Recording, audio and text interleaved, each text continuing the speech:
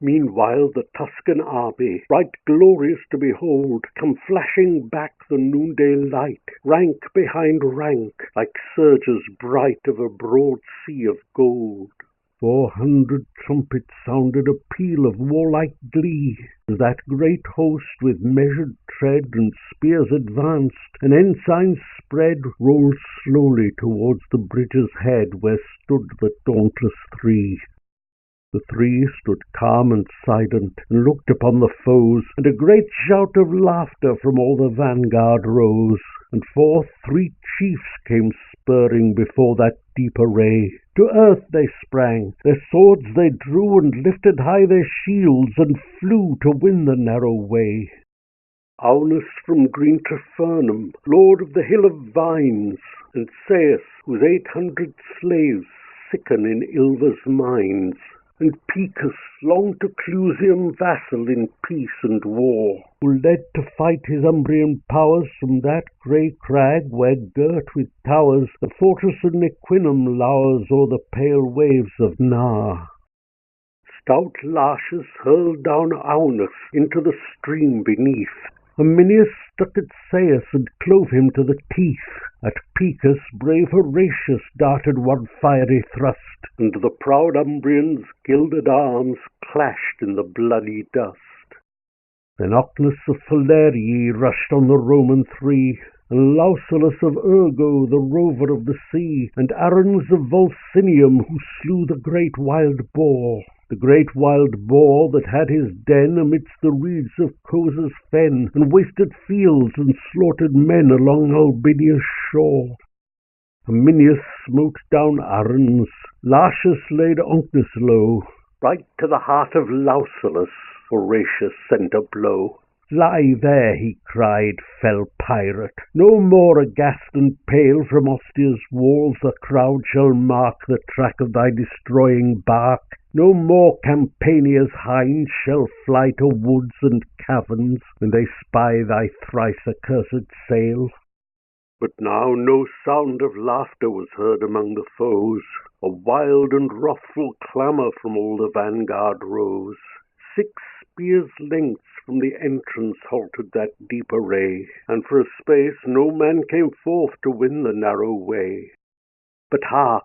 The cry is Astur, and lo, the ranks divide, and the great lord of Luna comes with his stately stride. Upon his ample shoulders clangs loud the fourfold shield, and in his hand he shakes the brand which none but he can wield. He smiled on those bold Romans, a smile serene and high. He eyed the flinching Tuscans, and scorn was in his eye. Quoth he, the she-wolf's litter stand savagely at bay, but will ye dare to follow if Astur clears the way? Then whirling up his broadsword with both hands to the height, he rushed against Horatius, and smote with all his might. With shield and blade Horatius right deftly turned the blow. The blow, though turned, came yet too nigh. It missed his helm, but gashed his thigh. The Tuscans raised a joyful cry to see the red blood flow. He reeled, and on Herminius he leaned one breathing space. Then, like a wild cat, mad with wounds, sprang right at Astur's face. Through teeth and skull and helmet, so fierce a thrust he sped, the good sword stood a handbreadth out behind the Tuscan's head. The great lord of Luna fell at that deadly stroke, as falls on Mount Alvernus a thunder-smitten oak. Far o'er the crashing forest the giant arms lie spread, and the pale augurs, muttering low, gaze on the blasted head. On Astur's throat Horatius right firmly pressed his heel, and thrice and 4 times tugged amain ere he wrenched out the steel. And see, he cried, the welcome, fair guest, that waits you here. What noble Lucumo comes next to taste our Roman cheer? But at his haughty challenge a sullen murmur ran, mingled with wrath and shame and dread, along that glittering van. There lacked not men of prowess, nor men of lordly race, for all Etruria's noblest were round the fatal place. But all Etruria's noblest felt their hearts sink to see on the earth the bloody corpses, in the path the dauntless three, and from the ghastly entrance where those bold Romans stood, all shrank like boys who, unaware, ranging the woods to start a hare, come to the mouth of the dark lair where, growling low, a fierce old bear lies amidst bones and blood. Was none who would be foremost to lead such dire attack, but those behind cried forward, and those before cried back. And backward now and forward wavers the deep array, and on the tossing sea of steel to and fro the standards reel, and the victorious trumpet peal dies fitfully away. Yet one man for one moment strode out before the crowd. Well known was he to all the three. They gave him greeting loud. Now welcome, welcome, Sextus, now welcome to thy home. Why dost thou stay and turn away? Here lies the road to Rome. Thrice looked he at the city, thrice looked he at the dead, and thrice came on in fury, and thrice turned back in dread, and white with fear and hatred scowled at the narrow way where, wallowing in a pool of blood, the bravest Tuscans lay. But meanwhile axe and lever have manfully been plied, and now the bridge hangs tottering above the boiling tide. Come back, Horatius, loud cried the fathers all. Back, Lartius, back, Herminius, back ere the ruin fall. Back darted Spurius Lartius, Herminius darted back, and as they passed, beneath their feet they felt the timbers crack. But when they turned their faces, and on the farther shore saw brave Horatius stand alone, they would have crossed once more. But with a crash like thunder fell every loosened beam, and like a dam the mighty wreck lay right athwart the stream, and a long shout of triumph rose from the walls of Rome, as to the highest turret tops was splashed the yellow foam. And, like a horse unbroken when first he feels the rein, the furious river struggled hard and tossed his tawny mane, and burst the curb and bounded, rejoicing to be free, and whirling down in fierce career, battlement and plank and pier rushed headlong to the sea. Alone stood brave Horatius, but constant still in mind, thrice 30,000 foes before, and the broad flood behind. Down with him, cried false Sextus with a smile on his pale face.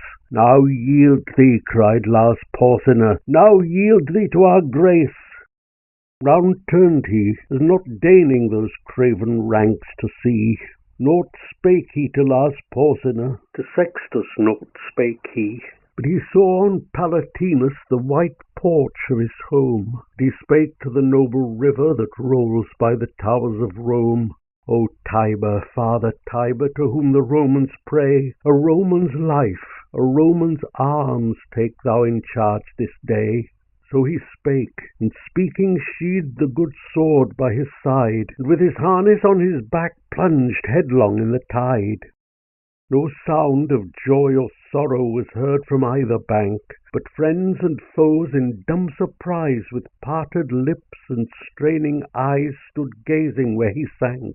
And when above the surges they saw his crest appear, all Rome sent forth a rapturous cry, and even the ranks of Tuscany could scarce forbear to cheer. But fiercely ran the current, swollen high by months of rain, and fast his blood was flowing, and he was sore in pain, and heavy with his armour, and spent with changing blows, and oft they thought him sinking, but still again he rose.